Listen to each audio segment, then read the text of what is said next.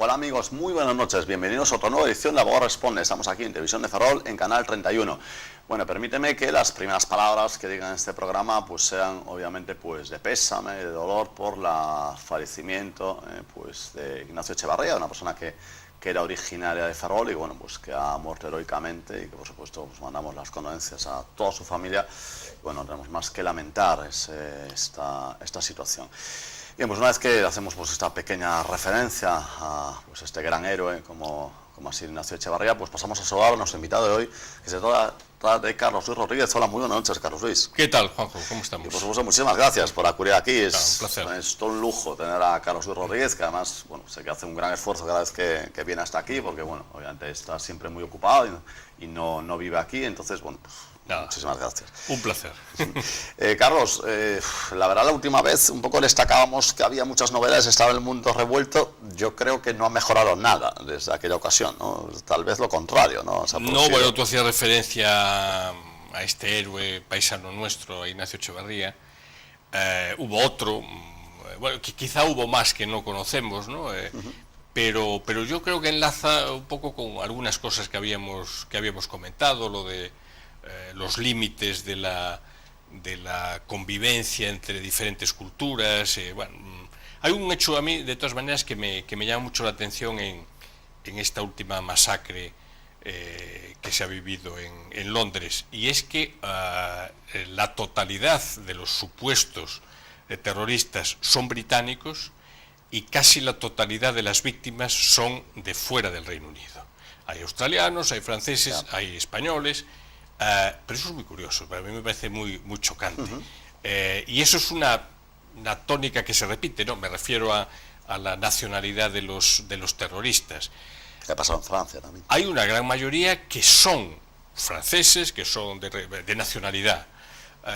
Claro, habría que segunda generación. Sí, pero habría que preguntarse muchas veces, los de Manchester eran británicos. Habría que preguntarse si son de Londres o eran de Londres o solamente vivían en Londres. Claro, es una cosa muy distinta. Lo que nos demuestra esto es que la cultura de tolerancia que sabemos que existe en Londres más que en cualquier otro sitio, tú y yo somos anglófilos declarados, esa cultura de la tolerancia no ha impregnado a este tipo de gente. En absoluto. Es más, yo me atrevería a decir incluso que no ha impregnado a otros de esa misma cultura, que obviamente no son terroristas, pero que viven como al margen, ¿no? Y nos han globalizado en absoluto. Vivimos en nuestra comunidad, estamos en Londres, pero no participamos de ese ambiente cosmopolita, tal. Lo cual no quiere decir, obviamente, que ni mucho menos, por Dios, que todos los musulmanes que viven en Londres sean proclives a este tipo de actuaciones. Pero sí, yo lo que he hecho en falta es que no haya una mayor integración en lo que es la sociedad de acogida, ¿no?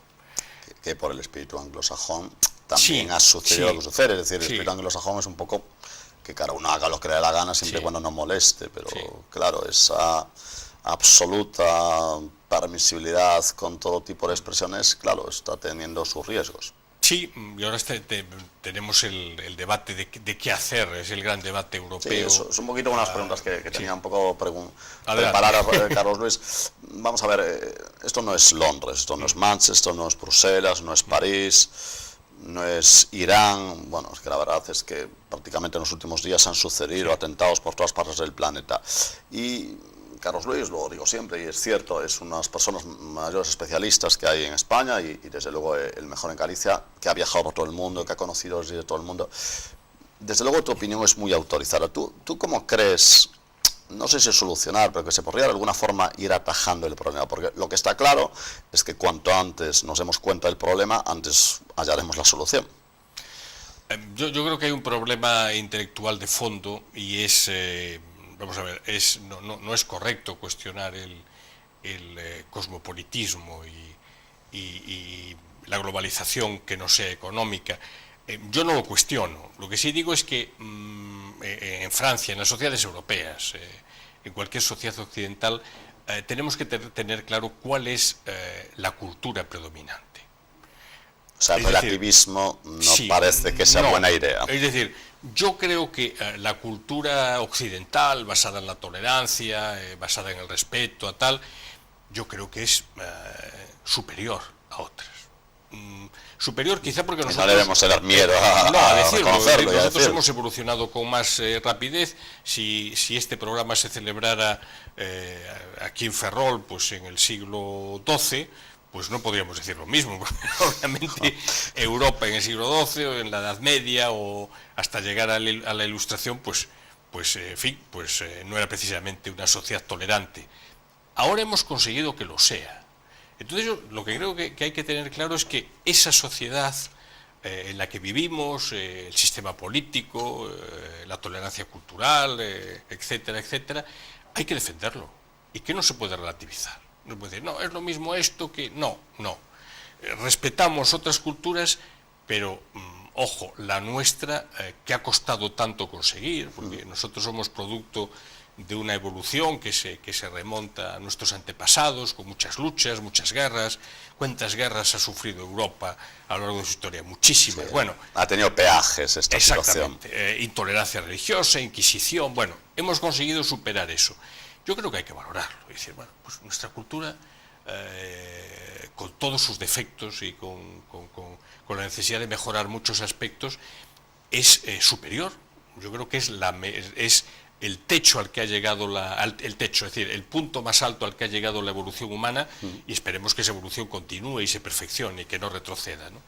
Yo creo que empezar a decir eso sería el principio de la solución. El relativismo absoluto yo creo que no lleva a ningún sitio, y lleva a que, como ha sucedido en Francia, no sé si me adelanto alguna de tus preguntas, en las recientes elecciones francesas, pues que hay un alto porcentaje de franceses, y sobre todo incluso hay una división geográfica, generacional, de tipo de ciudad, de tipo de hábitat. Hay una parte de la sociedad francesa que se ha inclinado por la extrema derecha. A mí eso me parece tremendo. Pero en vez de decir, oye, qué horror estos franceses que han apoyado a Le Pen... habría que saber el motivo. Exactamente. Es decir, ¿cuál es el motivo de que gente que en principio...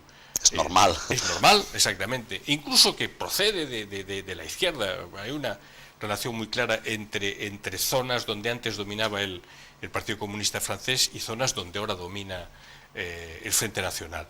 ¿Por qué sucede eso? Es decir, ¿en qué nos hemos equivocado, digo los europeos en general, para que una parte de nuestros paisanos europeos, de Francia, de Holanda, se echen al monte, de Italia, en España todavía no, pero bueno, que muchos de esos países opten por opciones de ese tipo?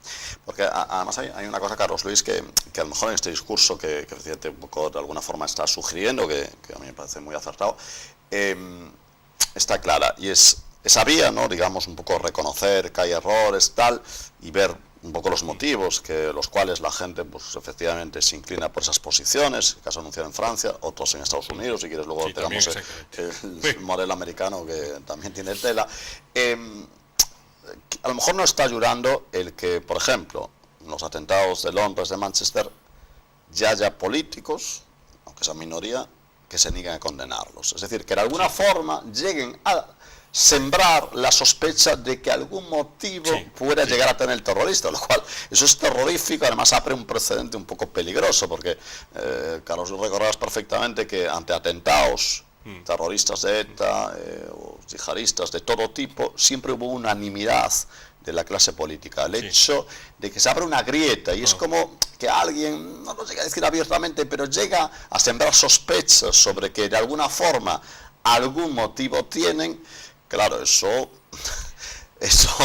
digamos, parece, bueno, no es, incluso que colegas nuestros, y hemos de reconocerlo, nos fastidia criticar a periodistas, pero que un periodista haya llegado a decir que la policía asesinó a los terroristas, hombre, quizás esa a lo mejor no es la vía, ¿no?, para la solución. Sí, y recordemos además que desgraciadamente en España hemos sido pioneros, es decir, el mayor atentado de la historia de España se produce en vísperas electorales, igual que el atentado de Londres, y es evidente que los terroristas querían alterar no fue casualidad, el sentido electoral. Entonces, no lo conseguirían o no lo conseguirán nunca si la reacción es unánime y decir, oiga, el culpable del terrorismo es el terrorista. Pero acabamos de oír en el Reino Unido a un líder muy importante diciendo que la política exterior británica tenía parte de culpa en lo que sucedía. Es terrorífico. Eso es terrorífico. Eso establecer una relación. El alcalde de Londres tampoco es que haya sido demasiado contundente en el rechazo a los terroristas, llamar a la calma. Si el terrorismo sabe que aparte de provocar el terror y el miedo y tal, es capaz de alterar un resultado electoral o influir, bueno, yo creo que la situación sería gravísima. ¿Cómo se puede evitar? Pues se puede evitar pues con la unanimidad de los líderes democráticos, es decir, no, aquí no hay ninguna causa que explique esto, no hay ninguna disculpa, ni la política exterior ni nada. Es decir, la política exterior, ¿qué política exterior? Porque claro, la gran pregunta cuando alguien dice eso es ¿qué política exterior haría posible que los terroristas se convirtieran en personas pacíficas? Cuando alguien lo responda, pues a lo mejor podemos discutirlo, pero lo que no vale es, es que ustedes no ataquen al Estado Islámico en donde sea, en Siria, donde sea. Se extenderá de forma además, irremediable. Después lo que sucede, Juanjo, es que los mismos que dicen esto son los mismos que dicen que, oye, que habría que intervenir en Siria para evitar que continuaran las matanzas que todos conocemos. En fin, yo creo que hay que ser un poco coherente. Además, incluso, aunque es verdad que tampoco, en fin, vamos a defender a lo mejor abiertamente lo que está sucediendo en Estados Unidos, pero es verdad que la política exterior de Obama hacía un poquito de agua, es decir, esa política de buenismo, de no intervención, llegó a ser... Juanjo, yo obviamente, a mí me hubiera gustado que ganara Hillary Clinton, no lo voy a negar, tampoco y yo me quedo con Obama mucho antes que con Trump. De todas maneras, hombre, Obama sí que cometió errores. La primavera árabe tiene un momento inicial importante, que es la famosa conferencia que Obama pronuncia en la Universidad del Cairo, donde se pliega como un sable ante el líder árabe. Exactamente. Bueno, ahí estalla esa primavera árabe, ese sueño que acabó en pesadilla. Y yo creo que eso fue una política poco meditada. Si nos vamos a Trump, volvemos a lo de antes. Trump, desde luego, no ha apostado por la conciliación, ha apostado justo por el sentido contrario, es decir, por el extremo, que obviamente nunca va a solucionar nada, tampoco, claro. Pero la llegada de Trump nos indica también algo muy importante, aparte de esas consideraciones sobre el terrorismo, y es que lo que nosotros entendemos por globalización económica, el movimiento de personas, de mercancías, etcétera, tiene un sector de la población como víctima. Eso es innegable. Es decir, tiene perdedores. Tiene perdedores, exactamente. Cuando Trump va a una fábrica de automóviles que se ha deslocalizado y que ahora produce los coches en México o en cualquier otro país, y se dirige a los obreros que han perdido, claro, ¿por qué votan obreros a Trump? Por eso. ¿Por qué votan mineros cuya mina ha cerrado para respetar el acuerdo climático? Claro, pues es decir, el acuerdo climático, la globalización tiene perdedores, y eso tenemos que tenerlo claro. Eso no quiere decir que sean procesos malos. De la ira, ¿no? Exactamente. No quiere decir que sean procesos malos. A mí me parece un desastre que Estados Unidos haya abandonado el compromiso contra el cambio climático, pero es verdad que si tú luchas contra el cambio climático hay una serie de sectores económicos y una serie de trabajadores que van a ser perjudicados. Eso es indudable. Entonces, tener esto en cuenta es muy importante para evitar que el mundo se trampice. ¿O cómo? Sí, pero ahora que citas a Carlos Luis y has citado a las elecciones americanas, es evidente que, por mucho que intentas vender otra cosa, Hillary Clinton representaba al modelo de éxito americano. Sin duda. Claro. Es decir, al modelo de ejecutivo que le va bien, al modelo de persona que tiene un buen trabajo en América, esa clase media, incluso media alta. Claramente veía a Hillary Clinton con buenos ojos. Sin duda. Y yo voy a decir algo que puede sonar raro. Sociológicamente en Estados Unidos la izquierda era Trump. Es decir, los sectores desfavorecidos, los trabajadores en paro, tal, y exactamente. Y la derecha sociológica, lo que nosotros entendemos por eso, esa era Hillary. esto puede sorprender porque Hillary también iba rodeada pues, de pues, lo típico, Bruce Springsteen, actores de Hollywood, que son... O sea, gente rica. De apariencia muy progresista, pero claro, lo que dices tú, gente muy instalada, ¿no? O sea, progresista de ideas, pero económicamente privilegiada. Claro, que Bruce Springsteen diga que apoya a Hillary Clinton, a un obrero en paro de Detroit, pues le trae sin cuidado.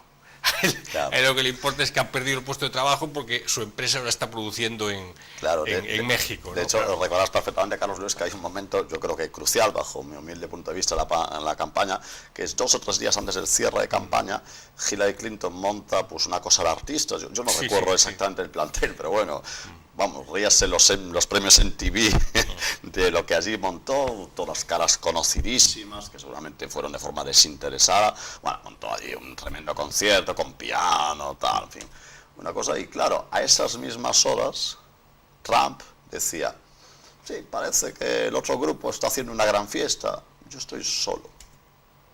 Claro, eso parece que, claro, al ciudadano medio le impactaba, ¿no? Por una parte había como un gran, algo muy glamuroso, pero claro, era muy bonito, pero que no lo representaba, y por otra parte había un señor que decía, no, yo estoy aquí solo, a mí no me apoya nadie de esa gente, estoy yo solo. Es que lo que tenemos tendencia, Juanjo, en relación a Estados Unidos, y yo no me las doy de gran experto en política norteamericana, pero yo creo que sufrimos el gran error de pensar que lo que llega a Europa, la apariencia, es lo que es Estados Unidos. Es decir, Estados Unidos es, pues eso, Bruce Springsteen, Madonna, Richard Gere, el New York Times, el Washington Post, Wall Street, ojo, Apple, las empresas tecnológicas. Silicon Valley, que por cierto, en Trump apoyaba a Hillary Clinton, 99,9999%.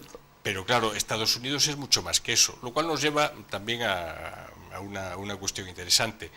Con el respaldo de todos los medios de prestigio, los medios de comunicación de prestigio, New York Times, Washington Post, CNN, CBS, etcétera, Hillary Clinton no ganó. Podríamos decir lo mismo aquí de Susana Díaz y Pedro Sánchez, ¿no? Es decir, se está produciendo un fenómeno... Incluso en Inglaterra, que luego si quieres pasamos al Brexit, que digamos hay... Todos estos fenómenos, has citado el caso de las primas del PSOE, el caso americano, el caso inglés, parece que el fenómeno es muy parecido en todas las ocasiones. Es decir, parece que digamos, lo está pasando mal, recibe un mensaje, ¿no?, del establishment, digamos, de los medios de comunicación poderosos, de la gente de prestigio, cantantes y demás, que es muy nítido. Sí. Es en plan, mira, debes votar a esta persona, llámese Hillary Clinton, llámese no al Brexit, el Remain, llámese pues, Susana Díaz, tal. El mensaje es muy muy claro, vota a estas personas que garantizan, ¿no?, un modelo de éxito. Pero claro, eso es como un boomerang que se vuelve totalmente en su contra, porque la gente que se la pasando mal dice, no, es que precisamente no voy a votar a eso porque yo no estoy, ¿no?, en eso, ¿no? Es en plan, acertadísimo. Como a mí no me afecta todo eso, no, si yo todo eso ya lo sé, no, me ha quedado claro, además claro, lo repite machaconamente. Claro, pero justo la gente dice, ya, y que vamos a estar peor, ya, pero como yo ya estoy mal, me importa un bledo, que con el Brexit, con Trump, con Pedro Sánchez, porque con la señora, efectivamente, con la francesa, con Le Pen. Es decir, es un poco, digamos, vale, pues me da igual, os fastidiáis, ¿no? Parece que es un poco... Porque no olvidemos que Le Pen perdió relativamente, o sea, quien perdió fue el Partido Socialista, que ya no existe, el partido de la derecha que no existe, el gaullismo que no existe, es decir, sale alguien, un outsider también como Macron, sin partido, y es el que logra aglutinar in extremis un movimiento contra Le Pen, pero el único partido que permanece en pie en Francia es el Frente Nacional. El resto de los partidos tradicionales se ha evaporado y Macron está montando uno para las legislativas. Pero bueno, yo estoy completamente de acuerdo contigo. Los antiguos liderazgos, tanto periodísticos como políticos como económicos, están adoleciendo de falta de credibilidad y eso es un problema gordo, porque claro, ese vacío lo cubre, pero otras fuerzas. En todos casos es lo mismo, es decir, la gente, de hecho pasó incluso en España, al menos al inicio con Podemos, la gente que, cuando Podemos llegó a estar en número 1 en las encuestas, que eso ocurrió en España. una encuesta, recordarás perfectamente, en la que Podemos ser el número 1. Y la gente cuando se le preguntaba, ¿pero usted cree que lo que dice lo vota? No, yo creo que no. Es decir, había gente que estaba dispuesta a votarlo aún reconociendo que eso era inviable. Es decir, con lo cual estamos llegando a lo mejor a un momento absurdo de la historia mundial en la que la gente simplemente vota pues, determinadas opciones. En fin, por ejemplo, que el Brexit, mucha gente efectivamente le daba igual que con el Brexit vayan a estar peor. Es decir, que la gente está apostando casi por un suicidio. Entonces, claro, igual es bueno retomar lo que decías tú al principio, ¿no? De igual la gente esta que vota Brexit, que vota Trump, que vota Le Pen, no está loca. Es decir, a lo mejor habría que acercar posiciones, ¿no? Sí, y lo que estamos viendo, y eso para mí es la gran lección de Francia, porque claro, el modelo, tú que eres un gran conocedor de la política británica, el modelo político británico es distinto porque el sistema mayoritario pues casi obliga a los partidos a mantenerse unidos. Pero vayamos a Francia, es decir, el único antídoto contra el populismo en Francia ha sido eso, pues un señor que abandona su partido, que se presenta en solitario, muy espabilado, sí. Muy espabilado, es decir, con mucho glamour, pero sin partido detrás. Bueno, pues a lo mejor la opción en estos momentos es... Claro que eso también tiene un riesgo, claro, que Macron ha cosechado votos tan heterogéneos que ahora definir una política es complicadísimo. Bueno, de hecho ya sabrás que ya hay analistas franceses e internacionales que tienen clarísimo que en las siguientes elecciones Le Pen será presidenta. Claro. Yo no sé si coincides con ese análisis. Sí, sabes a mí a lo que me recordó Macron y su mensaje y cómo aglutinó a... Claro, ahora tiene un primer ministro que procede de la derecha, después tiene otro que procede del Partido Socialista y tal. Oye, están reinventando UCD. Eso ya lo tuvimos en España. Una nefasta experiencia. Sí, claro, es Adolfo Suárez. Adolfo Suárez, pues unos decían que era socialdemócrata, otro que falangista, otro que... Era un poco cierto todo. Oye, que lo hizo muy bien, sí. pero también sabemos, no había base electoral. Sabemos hasta dónde llega ese experimento. Es decir, UCD, en cuanto cumplió su función, la Constitución, los pactos de la Moncloa, la transición, que lo hizo muy bien, empieza a explosionar, unos se van con el PSOE, otros con Alianza Popular, otros a su casa, pero aquello no tenía consistencia. Había nada que los uniese a todos. Exactamente.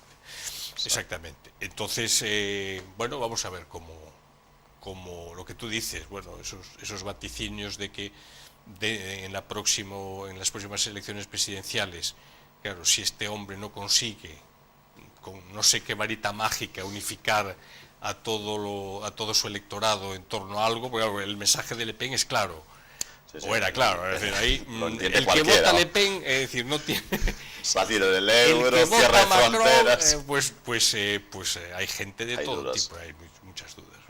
De hecho, bueno, claro, se presentó un momento francamente interesado, porque hablábamos en la última entrevista, yo recuerdo perfectamente incluso que te había comentado un artículo que salió en un periódico nacional en el que decía: la Unión Europea ha convertido la política de ir tirando en una forma de vida.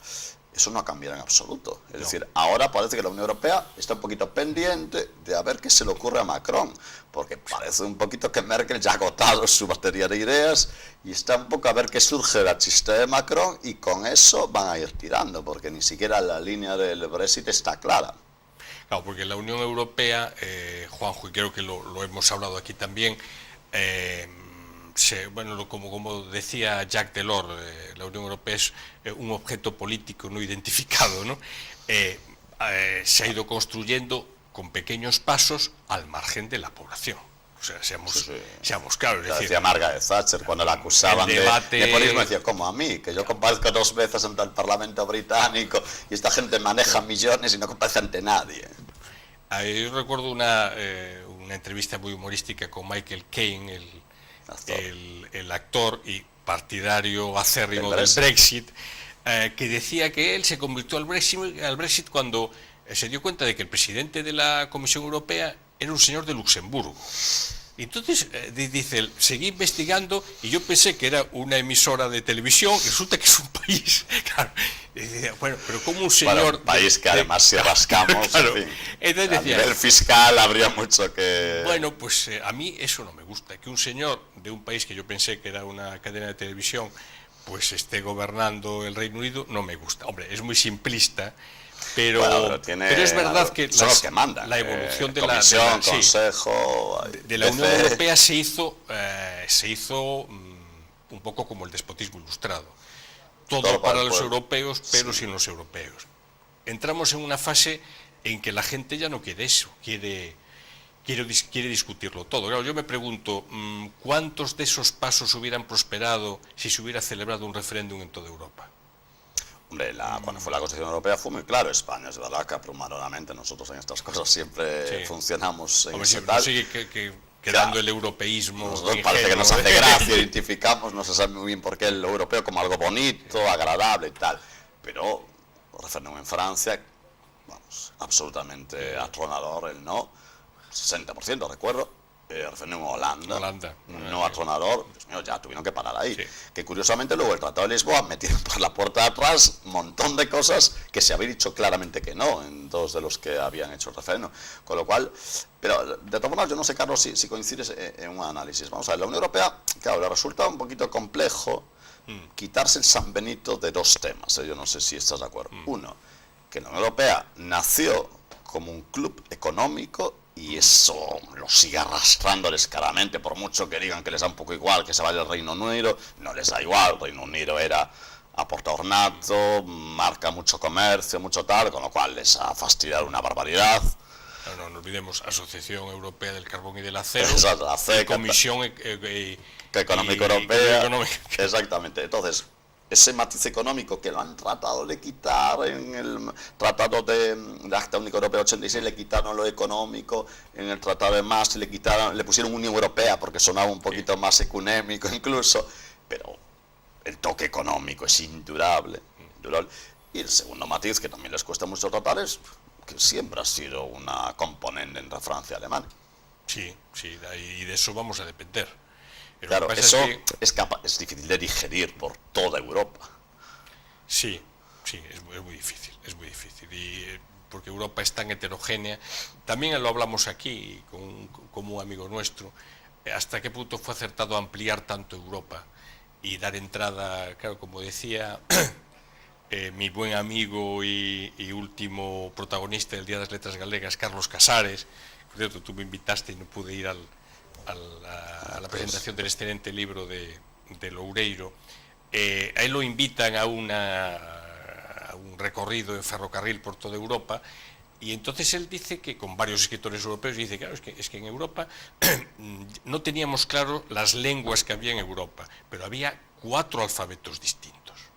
O sea, tenemos 4 alfabetos, ya no lenguas, alfabetos. Claro, ¿es posible aglutinar todo eso en una unión coherente? Pues es complejo. Estamos ya en el último minuto del programa. Yo si le parece, como hemos empezado pues, haciéndole un pequeño homenaje a este ferrolano que ha fallecido, pues asesinaron en Londres. Yo no sé, Carlos, igual habría que retomar ese famoso artículo que escribió poquito antes de morir Francisco Tomás y Valiente, el discurso de las dos orillas. Recuérdame. Que hablaba, recuérdame. Sí, un discurso que decía, incluso lo atribuían que eso ya fue, bueno, yo dudo que se preparase el atentado a raíz de ese artículo, pero bueno, él decía algo así como que había que tener en cuenta pues dos orillas, en una estaban los terroristas y en otra estamos todos nosotros, el resto. Ahora sí. No, él tenía una posición clarísima en eso. Hombre, es que terceras vías son muy difíciles de encontrar. Si te sitúas entre las dos orillas, pues no estás ni con una ni con otra. Y eso no quiere decir que uno sea partidario de soluciones radicales y extremistas, ni mucho menos, ¿no? Lo que hablamos del Frente Nacional, Trump, no hay soluciones. O sea, lo que son desahogos, pero que no aportan ninguna solución. Pero tener claro lo que hablábamos antes, en qué orillas está. Y no dejar ningún resquicio a algo habremos hecho mal, algún pecado original tendremos para que esta gente nos ataque. Yo creo que eso es fundamental, es decir, ese complejo eterno de culpa que parece que tenemos los occidentales hay que olvidarse. Occidente ha protagonizado pues tremendas masacres en el pasado, ha protagonizado también cosas maravillosas y avances estupendos para el género humano. O sea, todo es un balance. Todas las civilizaciones tienen su parte buena y su parte mala, pero yo creo que la civilización que hemos construido entre todos y sobre todo nuestros antepasados, hoy por hoy es la mejor. Pues con esas palabras no podemos terminar mejor. Muchísimas gracias, Carlos. Gracias, Juanjo. Bien, esperemos que les haya gustado este programa y nos vemos la próxima semana aquí en Televisión de Ferrol, en Algo Respo.